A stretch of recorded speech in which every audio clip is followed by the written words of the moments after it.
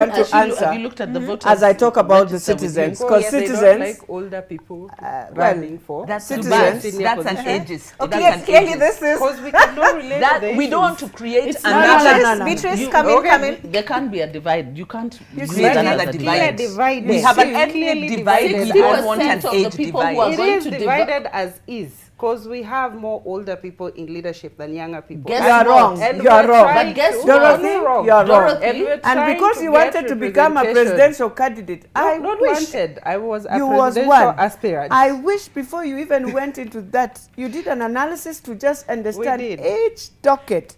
And I want now to give you this. Yes. You did not, because in Parliament, I think we have like 84 members of Parliament who are youth. Yes. And so if they wanted to change anything, they had the hugest stakeholder to change what they wanted for the youth in this country. And so and even now we're going to have more in that parliament. But now let's come to Kenyans, all of us, even youth. Before you move to Kenyans, Dorothy, 60% of the voters who are going to decide are youth. No, are not. They are actually they are not the youth. 60% of the voters who will decide the electoral outcome are not the youth. And so you know you did not register. And youth did not register. Why did they not register? Why? That's what you need to answer now. Why I can explain on behalf of the youth why they did not register, but you must be willing to take also the information in.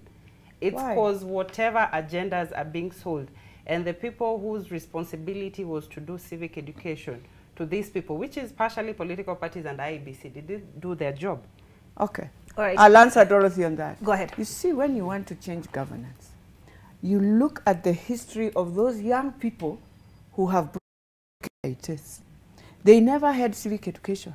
Yes. So our children cannot come and tell us if they want to do anything, we must give them civic education. Then you are not responsible. A responsible young person will come into a field, will not look at civic education, and will say, I am tired of being taken this round, and it is my time to change this. Now, I say that as a mother, sorry. Okay. Now, let me come back to the citizenship and the voter. We would want to see change in Kenya.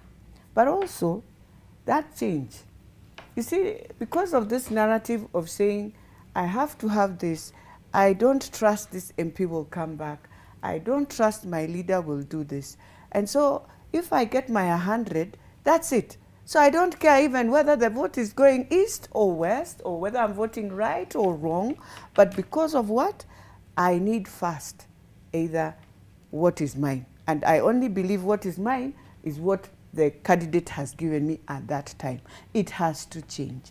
And because Kenyans will have to look at their new constitution, which is not new anymore, 10 years down the line, they must, 12 years, we must accept that it is time we be serious with our county governments.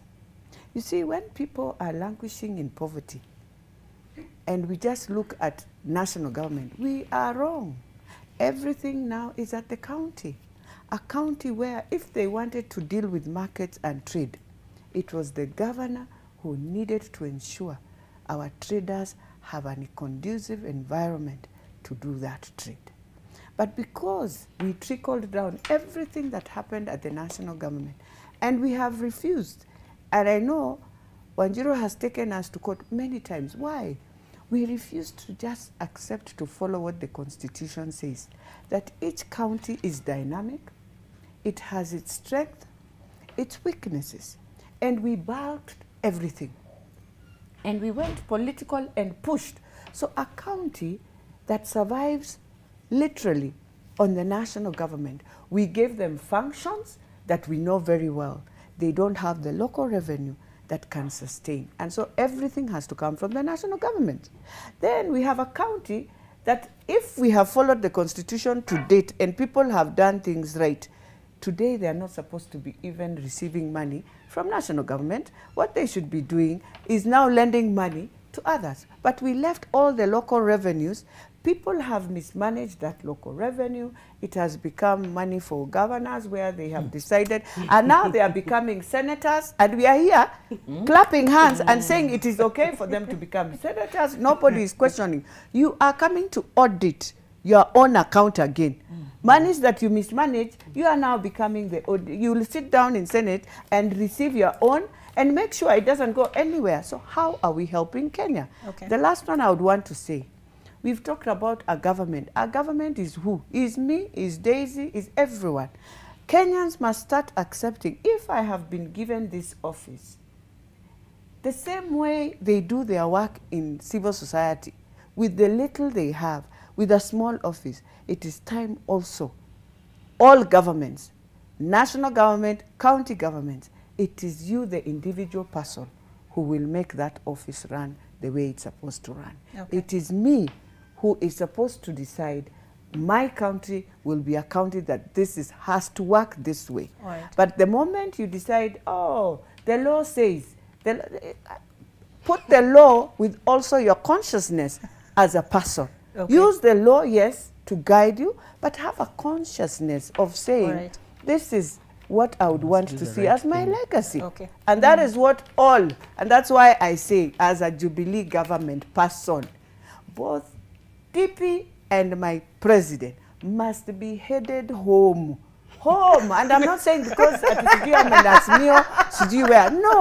I am saying that so that we focus back this country and we tell this country we would want it to go back. We zero it back to 2002 and start a journey again with it. Got you. So I'm looking at the hour, and I'm sure Winnie is waiting in the wings somewhere. Yes. Who is that I see? Oh, hello, how are you? So your world is about to come on. Is about to come on next. So I want to get your last words on this subject. And could you perhaps also comment on, for example, when Kenya Kwanza writes to IEBC, raising concerns, for instance, of CS's campaigning for a particular candidate, they've been copying the EU, even when the Deputy President spoke about missing names from the voter register, they copy the EU, they copy the ICC. What is that about? Well, that's selective use of the law, because indeed, as we've said here, government should not be campaigning. So state resources are not for campaign purposes. That's unconstitutional. So Kenya Kwanza is right on the principle, but when you look at the character, because we are saying it goes back to leadership, I fully associate, and I'm so happy to hear this coming from Beatrice, from a member of a political party, saying our two leaders, the president and the DP, have failed the country, not just the party, because not only on the economy, not only on the failure to respect the rule of law, contempt of court, abuse now of these electoral safeguards, they have violated the public trust. And indeed, they have put us in this quagmire where now it's about 20% of Kenyans are undecided voters, because they are so disaffected and they look and say, we are damned if we do, we are damned if we don't. So let's acknowledge our leadership is toxic. It has failed us. Kenyans are better than this. And when you look at places where there was good leadership, citizens have come out well, working with government, and they've been active. And then on the citizenship issue, we need to recognize there is no savior, there is no antidote. We need to get off our backsides and be active citizens holding our political leaders to account. So we have a leadership problem, but we also need to be active citizens, and things aren't looking good, but we have to keep looking for ways. And one of the ways is to make sure we break with this corrupt political leadership.